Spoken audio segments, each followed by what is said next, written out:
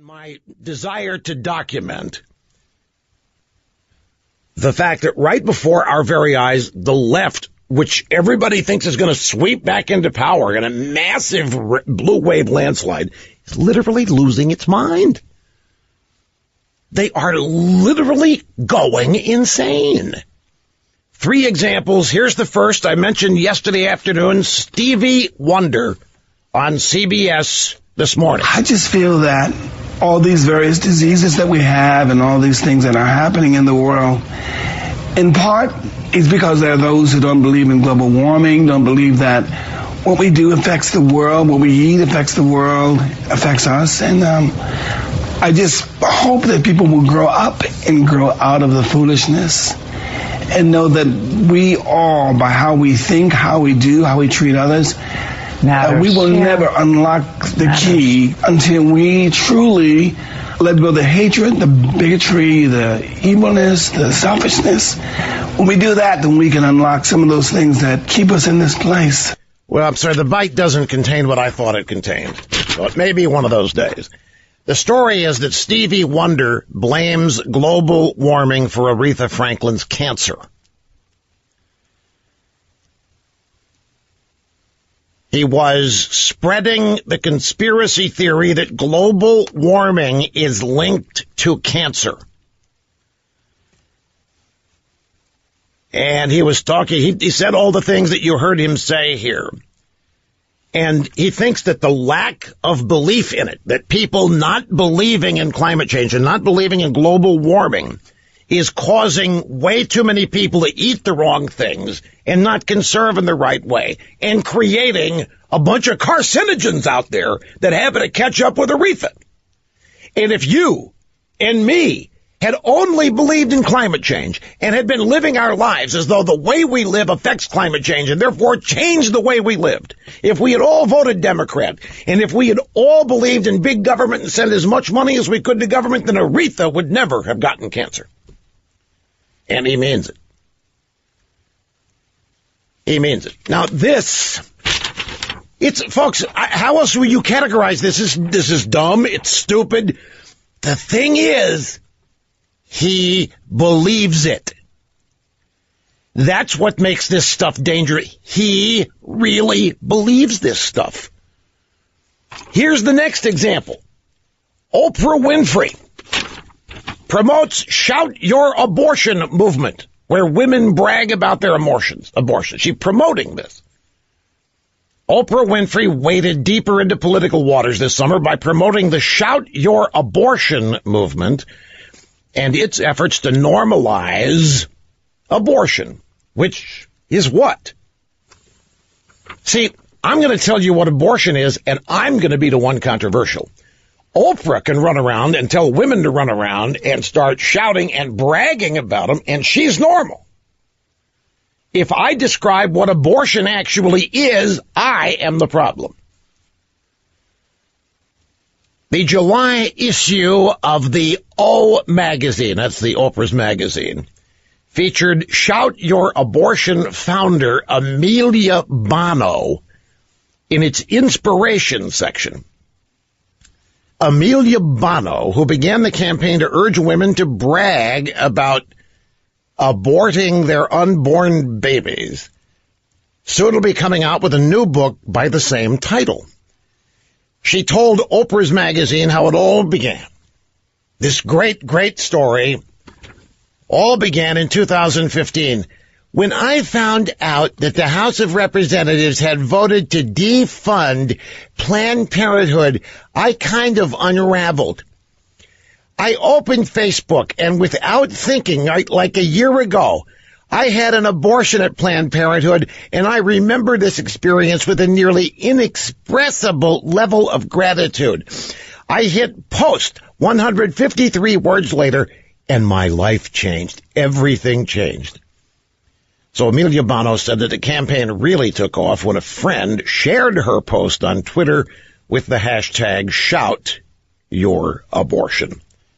She blamed the pro-life movement for trying to silence women who have had abortion. You notice we're trying to silence Brennan by taking away his security clearance when nobody's doing anything of the sort. We're not trying to silence anybody.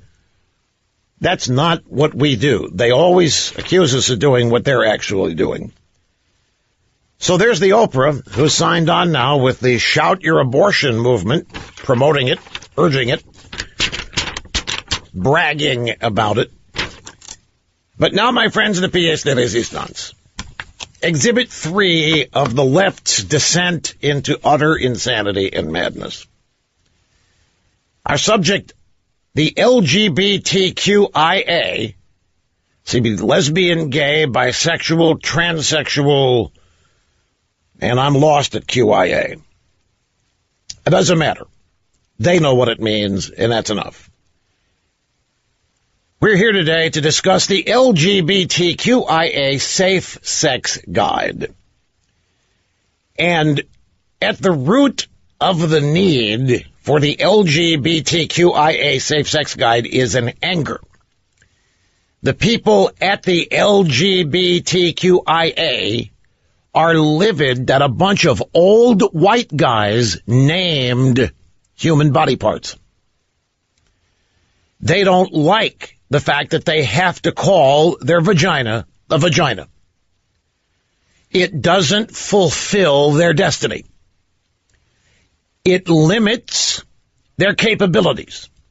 They need a new term for vagina to encompass all that they do in the land of LGBTQIA. And so, I'm not making this up, going forward, the vagina will now be called the front hole. And the anus will be called the back hole.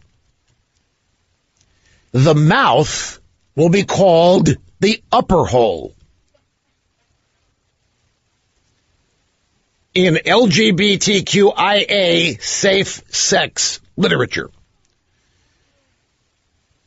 So this means, my friends, that, for example, those pussy hats, pussy hats, those will now be called front hole hats, right? Is that? I just want to make sure I'm learning. See, I don't want to offend the LGBTQIA members. So from now on, the pussy hats will be front hole hats. Now, Lewinsky's. We all know what a Lewinsky is. People think a Lewinsky is a sex act.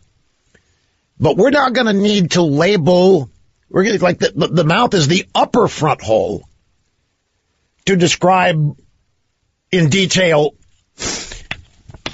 This is why they want to do this. But I'm not kidding. They really resent the fact that a bunch of old people, scientists, primarily white people, named human body parts and organs and functions and did not get anywhere near inclusive enough. Can we dumb down the population any more than this? The penis, ladies and gentlemen, shall be called the front stick. Yes, Terry Bob. Welcome back, my friends. Great to have you. Rush Limbaugh. By the way, a companion story that I meant to mention along with the LGBTQIA. Let me just read you, by the way, a paragraph under the explanation of why they're doing this. Traditional safe sex guides are often structured in a way that presumes everyone's gender is the same as the sex they were assigned at birth. Well, of course.